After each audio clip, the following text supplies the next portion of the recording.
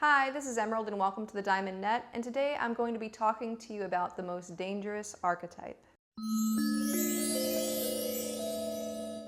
Okay, so today's video is video number 3 in the Shame and Love series, and it's all about the most dangerous archetype. Now, in order to understand this archetype well, we have to get into the weeds a bit about some deeper spiritual and existential topics. So it'll get a little complex, but the end step will be fairly straightforward and fairly simple. But first, before we get into the most dangerous archetype, let's talk a little bit about what an archetype is. So the term archetype was first coined by Swiss psychologist Carl Jung, and it referred to images, symbols, and thought patterns that he believed to be innate to the human psyche. And basically, these are kind of like the anatomy of the psyche, something that's going to be in every single human psyche. And we can find these archetypal patterns in a variety of things across cultures and eras, things like religious texts, things like stories, things like artwork. So these archetypes really show up everywhere. And I like to think about archetypes as kind of common skeletons of meaning that get fleshed out by the particularities of any given culture and era.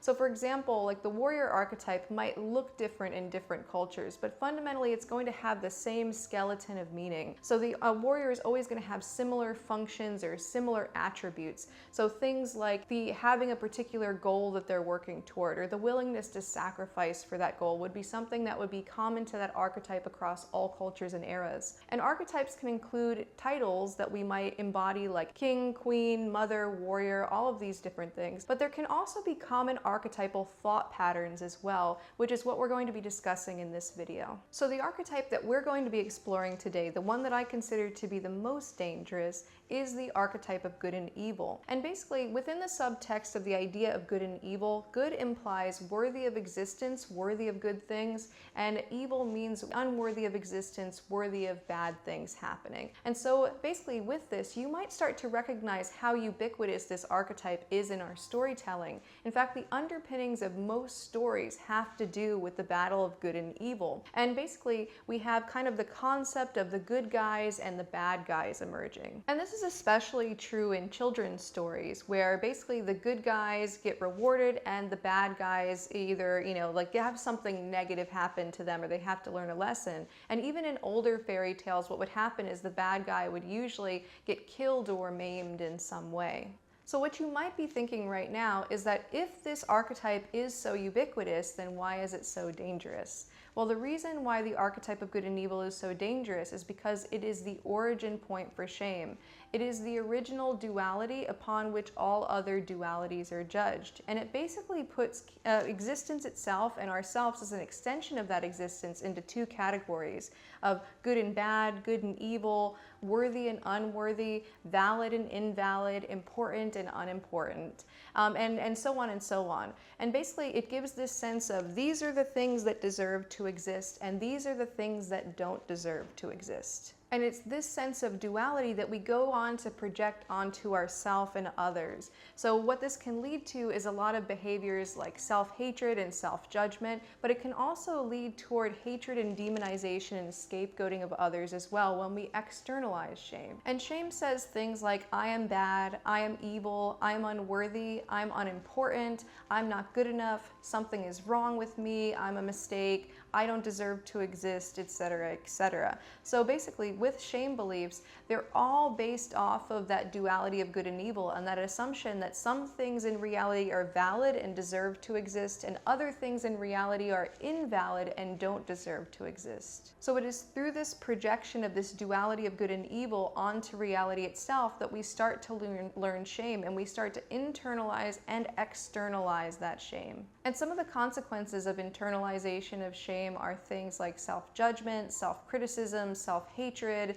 Things like eating disorders can come up because of shame, things like body dysmorphia, being hypercritical of our skills or our appearance. We can also become perfectionistic and fixated upon achievement. And we can also engage in other types of self-destructive behaviors as well because of that shame. Now, we can also externalize shame, and this is when we start to get really externally destructive with that. So we might start judging or criticizing others. We might start even demonizing others and scapegoating others, which can lead to things like, let's say from bullying all the way up to war and genocide. So externalization of shame can really cause a lot of wide-sweeping consequences. One caveat that I wanted to bring up here that I'm sure is coming up in many people's minds, because we are often taught that in order to be good, we have to apply shame to ourselves. There's even that saying like, have you no shame? You know, suggesting that someone who has no shame has nothing to keep themselves in line and to keep themselves good. But the reality is that we don't need to apply shame in order to make ourselves good, despite the fact that this has been an abiding understanding for a long time. In fact, back in the 14th century, there were people who were called flagellants, and what they would do is that in order to repent for their sins, they would be basically hitting themselves in the back with a whip constantly. And so the idea was if they're constantly punishing themselves, if they're constantly shaming themselves, that it's going to make them good, that it's going to make them worthy in some way. But the issue is that goodness doesn't grow up out of shame. Shame is not the same thing as guilt and remorse. Shame is basically the belief that I am bad, I am unworthy. Whereas guilt and remorse is like, oh no, I did something bad and I need to fix that. You know, I need to remedy my behavior in some way. So shame is by its nature, it's very, very self-focused, and it's very concerned of, am I a good person or am I a bad person? Whereas guilt and remorse are more about, what are the impacts of these actions and how do I have the most benevolent impact on other people? And so we don't need shame to behave in benevolent ways. We can just choose to do that from a place of genuine empathy and compassion. All right, so now that we've gotten that caveat out of the way, let's talk a little bit more about the archetype of good and evil. Now, when we're talking about the archetype of good and evil, we have to tackle this from both an emotional, psychological perspective and a spiritual, existential perspective. And the reason why is because shame calls into question our very existence. It asks us a question, do I deserve to be? You know, am I good enough or am I worthy enough of my life? Am I worthy enough to be here? That's what shame is. So we have to kind of dive deep into that spiritual existential perspective as well as the emotional and psychological perspective, because those two things are very much involved in the archetype of good and evil. So in order to understand the archetype of good and evil, I want to use like the quintessential good and evil story, you know, with all the archetypes of good and evil and how it relates to shame. And of course, I'm talking about the Genesis story in the Bible. So basically, this is a creation story. It's the story where God creates everything, and he creates the Garden of Eden, and he creates Adam and Eve. And he tells Adam and Eve, you can have anything in the garden at all. You can eat anything in the garden. Just don't eat the fruit from the tree in the middle. And so then what happens is that they're living peacefully in the garden, and then the devil comes up as a serpent and comes to Eve and tempts Eve to eat the fruit. And then she takes the fruit and she tempts Adam to eat it, and they both eat the fruit. And then what happens is that they are cast out of the Garden of Eden. And so basically what it turns out as is the fruit was actually the fruit of the tree of the knowledge of good and evil. So before that, Adam and Eve didn't have the knowledge of good and evil, and were essentially living in the garden very peacefully. And so we could say that they were living very close to the source of unconditional love, completely connected, fully feeling supported by the universe in order to exist, you know, and feeling fully supported by reality itself and deeply connected with that reality. But when they ate of the fruit of the tree of the knowledge of good and evil, that's what gave them this sense of separation, and they had to be cast out of the garden. And suddenly they were able to see that they were naked, and they had shame. So basically they got the knowledge of good and evil, and immediately this brought up shame, specifically shame in the body. And so the idea here is that you eat of the fruit of the knowledge of good and evil, and now you're seeing the reality and yourself through that lens of good and evil. And so you start to say, ooh, I'm not good enough, I don't belong here, I shouldn't exist. And that's what kind of metaphorically casts us out of the garden. And basically, Adam and Eve started to dichotomize things and saying, oh, clothing good, naked bad, right? And so that's what the good and evil archetype does, is it gives us this lens where we start categorizing reality into two different categories, like these are the good things and these are the bad things. All right, so in order to understand this story deeper, let's go into what each of these archetypal symbols represents. So first we'll go into what the Garden of Eden represents, then Adam and Eve, and then what the fruit represents.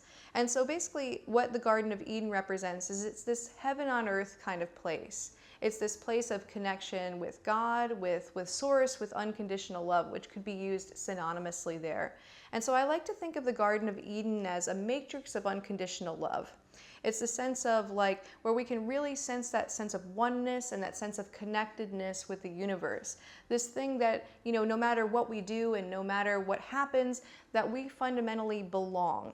And so what ends up happening is that Adam and Eve are sensing that they belong there, and everything in the garden belongs there. But when they eat of the fruit of the tree of the knowledge of good and evil, they get cast out of that garden. So what happens is that instead of being able to tap into that matrix of unconditional love, that sense of heaven on earth, it gives them the sense of invalidity. And so they can no longer hold the space, they can no longer hold the vibration of unconditional love because they have adopted the lens of shame, which gives them a sense of disconnection from the garden. So the Garden of Eden basically represents the matrix of unconditional love. Now, with Adam and Eve are basically two common archetypes called the lover and the beloved archetype. And the lover archetype is represented by Adam, and the beloved archetype is represented by Eve.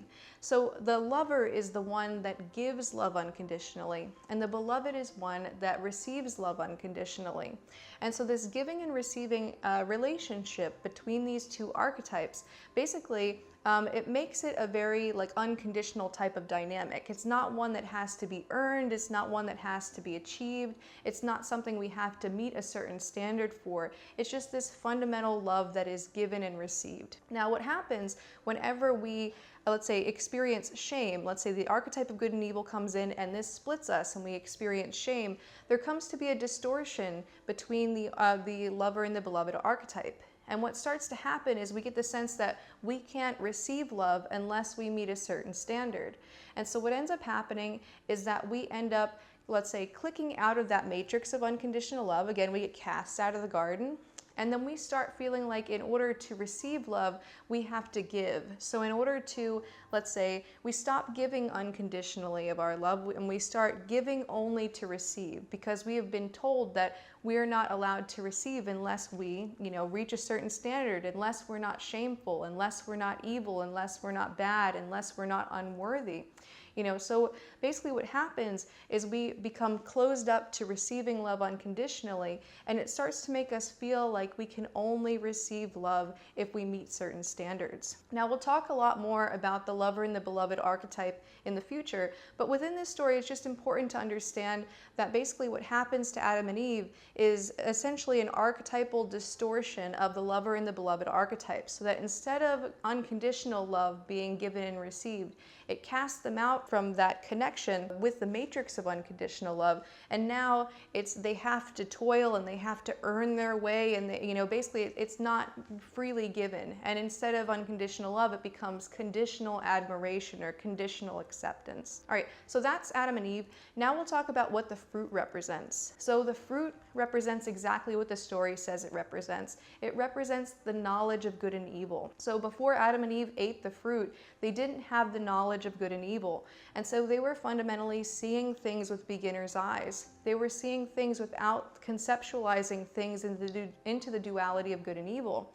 But once they ate of the fruit of the tree of knowledge of good and evil, now their vision is tainted. And now they're starting to see themselves and reality at large through that lens of conditional admiration. So instead of saying that everything is valid and everything deserves to exist and everything is one, it's these things belong in the connectedness and these things deserve love and those things do not. And so basically it's this dichotomization of reality into two categories of worthiness and unworthiness that eating of the fruit of the tree of the knowledge of good and evil basically brings about. And when we start to see ourselves through the lens of shame, we start to split ourselves and we start to put ourselves in two different categories. We start to say, these are the things about me that are acceptable and these are the things about me that are unacceptable. And we start to try to hyper-identify with the aspects of ourself that we find acceptable to the exclusion of aspects of ourself that we find unacceptable, because we're trying to preserve an identity of goodness so that we avoid the condemnation of being bad. So it causes us to essentially split from within, and this creates a lot of shadow aspects for us. So basically, Jung coined the term shadow to refer to kind of the dark closet of the psyche, where we put aspects of ourselves that we are either unwilling or unable to accept as part of ourselves. And so basically what happens is we push these aspects away because we say, oh, I don't want that aspect to be here. This aspect's bad, this aspect's wrong, this aspect's evil, I shouldn't be that way. And we start to become split from the inside where we feel separate from aspects of ourselves. And this external split-offness can start to happen as well, where we feel just simply disconnected from everything. So instead of being able to connect into that sense of oneness and unconditional love, that matrix of unconditional love, we feel like we've become ajar from it. We become clicked out of it because we feel that sense of separation from all things. And so I like to think about this whole situation in terms of vibration. So basically the idea is when we see things in this sense of oneness, where we are not dichotomizing reality into categories of worthy and unworthy and good and evil, what happens is we resonate closer to the vibration of unconditional love. And this brings us closer to what the Garden of Eden represents, that sense of oneness, that sense of connection. And the more that we see things through the lens of good and evil, and we start to dichotomize things and put them in these two different categories of worthy and unworthy, what happens is this brings us away from the vibration of unconditional love. So essentially, if we're at the vibration of unconditional love, the idea is that we're in that matrix, we're in the Garden of Eden. But the more that we start to see reality through that sense of separation, and we see reality through the lens of separation, the less we are in resonance with the Garden of Eden. We essentially get kicked out of the garden because we're now vibrating at the level of separation as opposed to wholeness. And what's really interesting, and this is something that I just learned yesterday, so basically it's the devil that comes in and tempts Eve to eat the fruit. And basically, devil actually means to split in two. That's why deviled eggs are called deviled eggs, because they're split in two. And so it's quite interesting that even the devil's name has to do with a splitting into separation.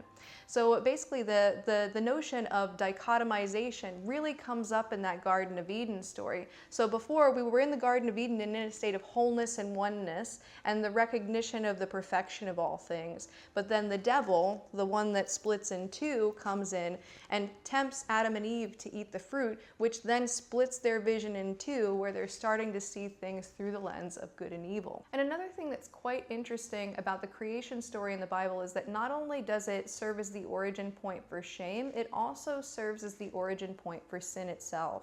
So in the Judeo-Christian cosmology, there is the notion of original sin, which is basically the idea that because Adam and Eve ate the fruit of the tree of the knowledge of good and evil, that we are all born with original sin, and we have to seek some kind of redemption for that sin. And so basically, if we define sin as whatever disconnects us from love or disconnects us from God or source, all of these things I'm kind of naming off as a synonymous thing, basically then that makes a lot of sense, because there's that, again, that deviling of reality into these two categories of good and evil, and we're saying these things are worthy and these things are not worthy. And so it's through that dichotomization that it separates us from unconditional love and unconditional acceptance. And it's from this dichotomization that all other dualities spring about. And from that, we start to judge ourselves and to judge others based off of those dichotomized judgments. So one thing to be aware of is that when we have been cast out of the Garden of Eden, it's really kind of an illusion. We never really truly leave the matrix of unconditional love. In fact, we're sitting right smack dab in the middle of the matrix of unconditional love right now. It's something that's unconditional, it's something that's ever present. It's really just our lack of awareness of that sense of oneness, of that perfection, of that connection, of that wholeness that exists there that insulates us from it.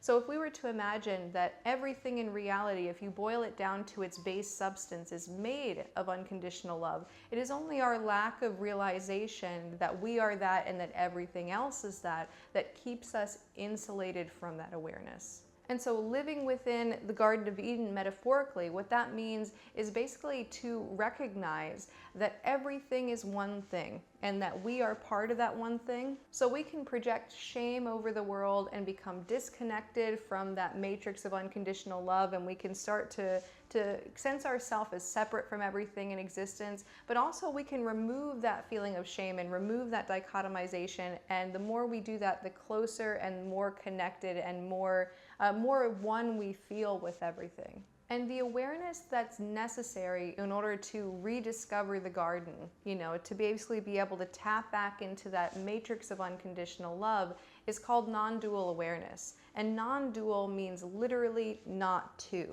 So basically, if the devil, the notion of the devil is something that splits something in two, and once something has been split in two, it gets cast out of the matrix of unconditional love, basically bringing that two-ness back together into a oneness, and the recognition of wholeness of all things is what brings us back into the matrix of unconditional love.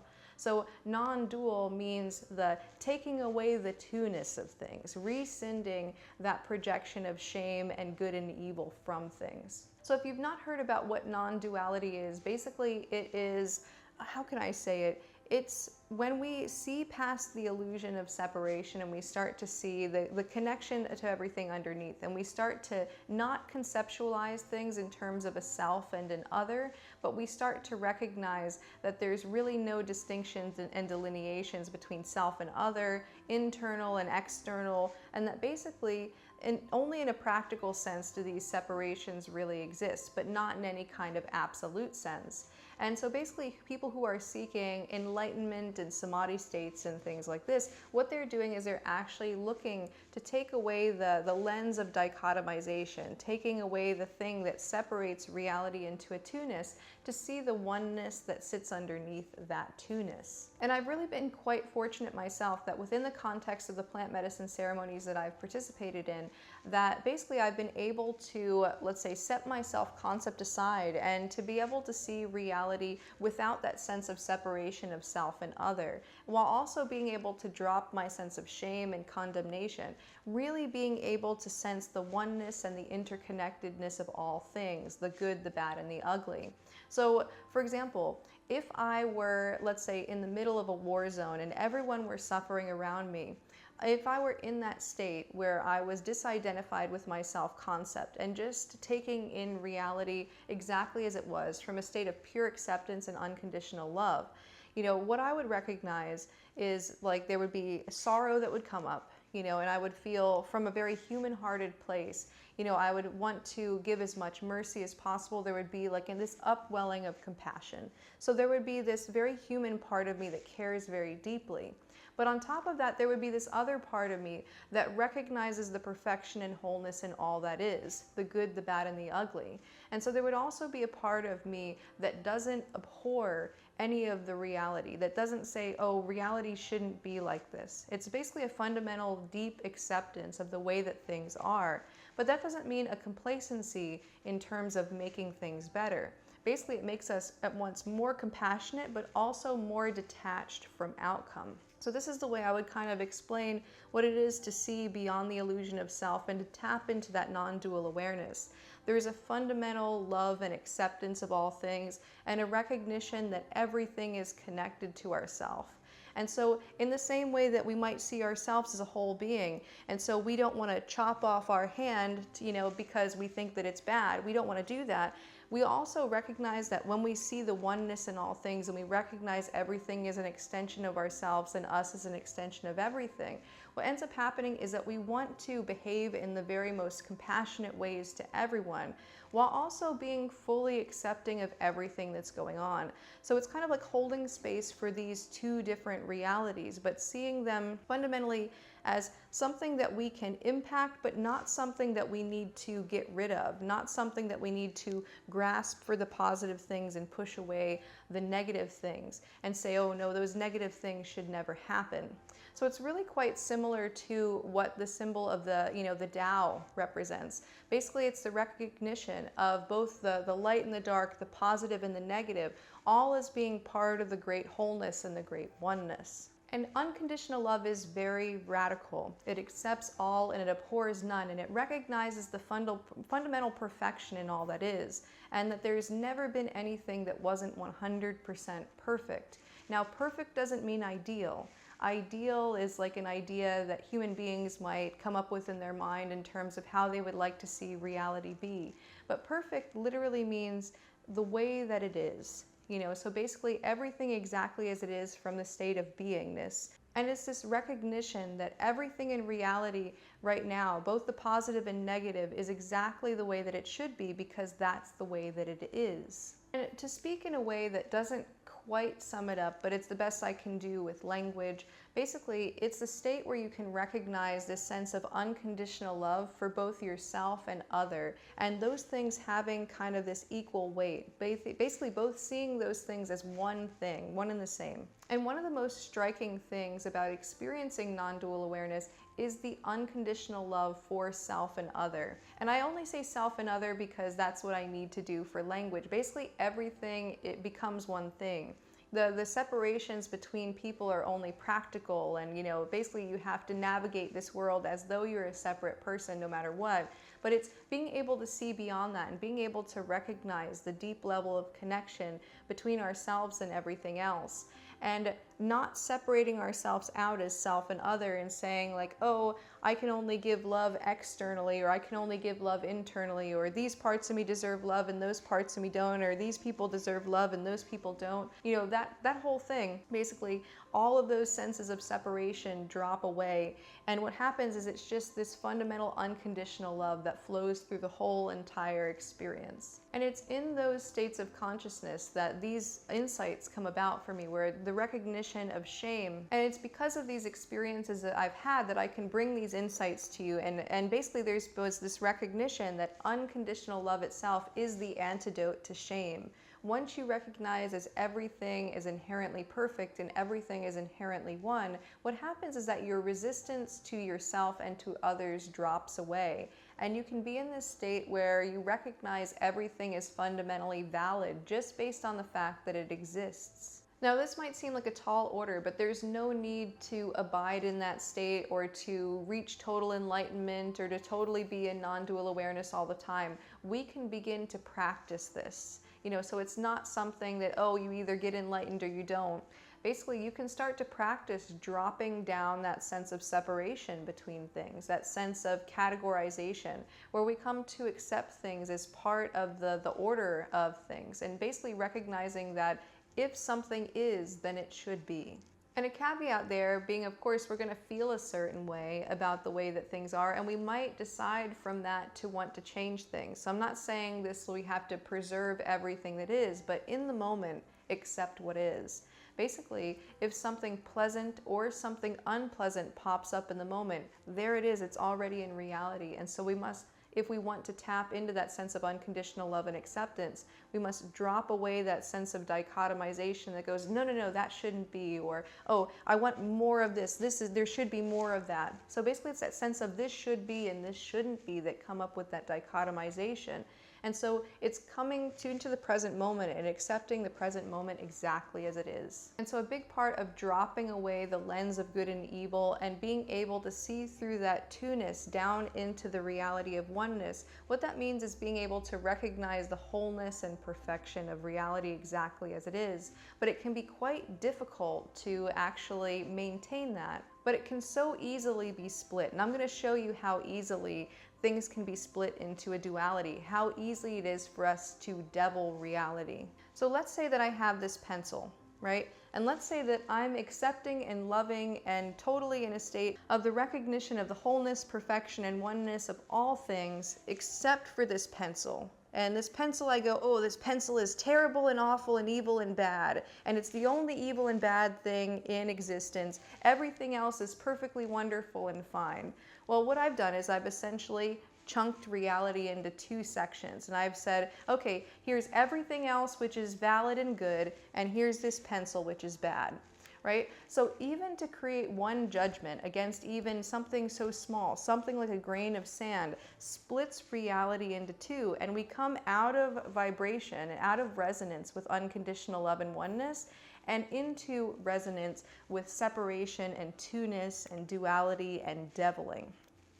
So basically with that, you can just recognize how easy it is to basically knock ourselves out of that perspective of unconditional love and acceptance. And once we've split reality into two, that's when the door opens up to shame. And once the door is opened up to shame, what we're doing is we're either feeling the shame very deeply and feeling this sense of disconnection and separation and exile, or we're doing whatever we can in our power to try to avoid that feeling of shame by trying to achieve, by trying to look a particular way, by trying to redeem ourselves in some way. And when we're trying to redeem ourselves from our shame, what we're going to try to do is we're going to basically split our consciousness, split our personality into two categories of that which is acceptable and that which is unacceptable. And this creates a lot of shadows for us.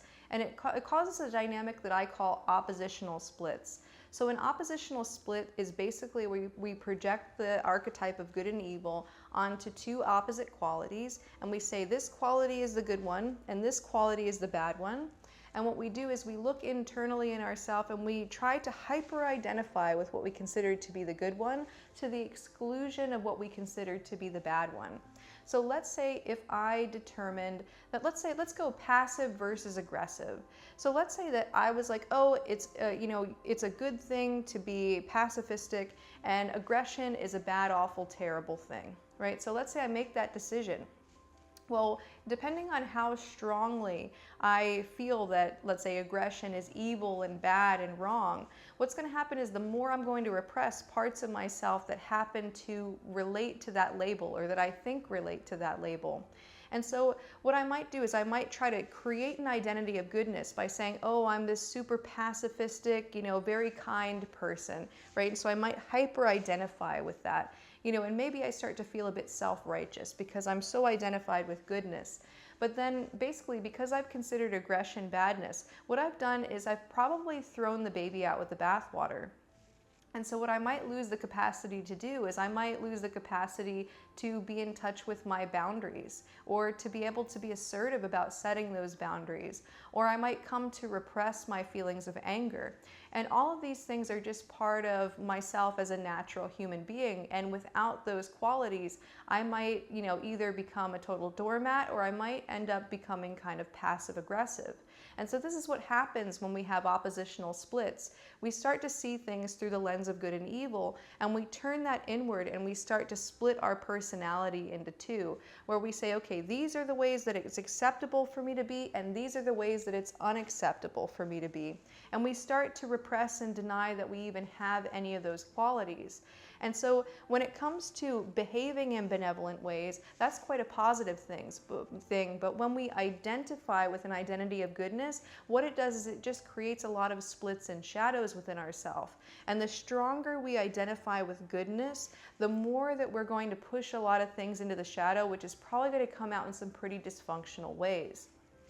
And this is why, if you notice, people who are the most identified with goodness tend to behave in ways that are maybe very connected to the opposite side of that archetype as well, and might have a tendency, because of the shame they feel about parts of themselves, they might go on to judge and scapegoat and demonize other people, or might become quite abrasive people to be around because they've pushed away certain aspects of themselves. And so because they judge themselves so harshly internally, they come to bring that same attitude into their social relationships. And this very much relates to a quote by Carl Jung, where he said, "One does not become enlightened by imagining figures of light, but by making the darkness conscious." So basically, the more that we're trying to shove away from ourselves and the more that we're trying to be good to the exclusion of evil, what's going to happen is that we're going to create this fundamental split within our personality, where the more we're trying to make ourselves perfect and identify with goodness, the narrower and narrower what we're conscious of us in our personality will become, and we'll push away everything and tend to throw out the baby with the bathwater when we're trying to basically get rid of everything in us that we consider bad, unworthy, or evil. And this is why shame can create so many shadows, because shame itself fragments reality into pieces. So it gives us the sense that we're separate from all of reality, but it also creates separations within ourselves. So at this point, you might be asking how to avoid projecting the archetype of good and evil onto reality and onto ourselves. Well, one of the things to become aware of is that the archetype of good and evil is an innate part to the human psyche. It is something that lives inside us as an archetype. Now, the way that we're actually able to kind of depolarize and to basically remove that dichotomy as a filter from reality is to recognize that we have both good parts and bad parts by our own definition. And so there was actually an insight that I got back when I was 20 about the dichotomy of good and evil when I had an ayahuasca journey. And so basically what it had shown me is that basically that good and evil are in a constant clash with one another in the human psyche. So there's this constant battle between good and evil that's always raging on and on and on forever and ever, because that's the nature of the archetype.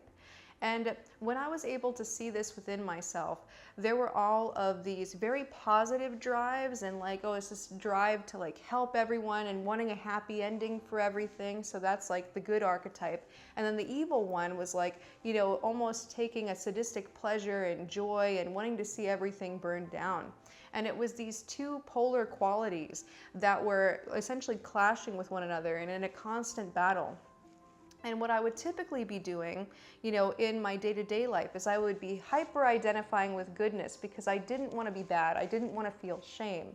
And so in clinging on to that sense of goodness, I was so wrapped up in this archetype, so identified with this archetype. You know, and it's a little bit like how, like Brer Rabbit in the story of like, you know, like where he's trying to, I guess, get away from the farmer or something. Basically, they try to capture him by like putting like a baby that's made of tar, like right next to the track. And so the Brer Rabbit tries to go over and he's fighting with this tar baby. And the more he fights with the tar baby, the more he gets mired down in it. Well, what was happening for me is the archetype of good and evil became like that tar baby. So the closer I tried to cling on to the archetype of goodness, the more I was also wrapped up in the archetype of evil, because those two things come as a package deal. You can't separate the archetype of good and evil. Good automatically implies evil, evil automatically implies good. They're very, very deeply intertwined as an archetype. So the more wrapped up your identity is in the identity of goodness, what's going to happen is you're going to naturally have the connection to that identity of, or that identity of evilness. You'll be naturally connected to that part of the archetype. Whereas in this particular ayahuasca journey, what ended up happening is that I got some distance from that. So I was recognizing that this archetype is there as a very impersonal phenomenon, and it's as impersonal to me as the tree in my backyard. There's nothing about it that means anything about Emerald Wilkins as a person, basically. You know, it's just that archetypally it's in everyone's psyche and it's constantly doing that same thing. And so when we can recognize that it doesn't have anything to do with us as a person or whether or not we're shameful or lovable or anything like that, we can start to look at it like some impersonal phenomenon of nature. And we could say, oh, that's interesting that that's going on in the psyche. And the psyche, in a sense, is like the Wild West. It has all sorts of drives, the positive, the negative, the neutral. And so in that sense, it's this disidentification with the identity of goodness and the disidentification with that archetype in general, and recognizing it as an impersonal psychological phenomenon that enables us to actually get distance from it and to not be so influenced by it. And so when we can see it from far enough away, we don't get, let's say, we don't have to listen to the loud voices of the clash between good and evil. We start to hear a more subtle voice, the voice of wisdom. And it's through that distance and not being so wrapped up in that archetype that we stop projecting that archetype onto reality. So the more impersonal we can be about whether we're good people or bad people or what this means about us as an identity, the more we're able to get that sense of separation. And what enabled me to do that was actually in that instance with that plant medicine journey. I was able to drop my self-concept. So there really was no emerald to be good or evil. So of course it was quite impersonal. But basically, going into that process of making good and evil impersonal to you is the way you avoid projecting it onto yourself and onto reality. And recognizing that this is just an archetype among like thousands and thousands and thousands of archetypes in the anatomy of the psyche, basically. And I had made a video that went more in depth with that experience and everything. I made the video maybe 4 or 5 years ago, so if you want to check that out, it's just called Good and Evil. It's right there. You know, if you look back in my videos, you'll see it. Now, if you want to understand more about the archetype of good and evil, I highly recommend watching the Jim Henson film, The Dark Crystal. So as I mentioned before, the battle between good and evil comes up as a really, really common archetype in all sorts of stories, especially children's stories. And usually it's the story of like good and evil are battling, and usually good triumphs over evil. right? So basically that's your basic good and evil story. And that tells you something about the content of the archetype of good and evil, but it doesn't tell you really what to do with the archetype of good and evil in order to integrate it. The dark crystal, on the other hand, actually tells you what to do in order to integrate it in very like allegorical, metaphorical terms. I don't want to give any spoilers, but it basically has to do with this sense of the connection between those two archetypes being so innate. And so I highly recommend checking out the Dark Crystal. It's a huge subversion of the usual good guys versus bad guys story, and it really kind of shows a lot about what it entails to integrate good and evil. Anyway, so that's all I have for you for now. I hope that you enjoyed this video. If you did, go ahead and click the like button down below and subscribe and leave me a comment down below. Also, if you would like to learn more about shadow integration and basically integration in general, I highly recommend checking out my Shadow Integration Masterclass. What you can do is you can go to shadowintegration.org/masterclass and you can watch my free 60-minute masterclass, The 6 Simple Steps to Shadow Integration. Anyway, I hope you check that out, and until next time, keep becoming more you.